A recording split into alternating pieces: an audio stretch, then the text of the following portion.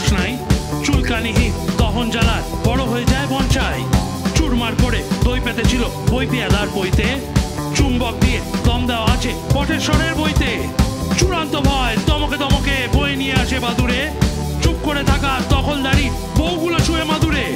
চুষতে চুষতে দরকচা মারে পরকন দাস পাইকে। চুরুট পুরুতে দশম তালবে বড্ড বেড়ালো ভাইকে।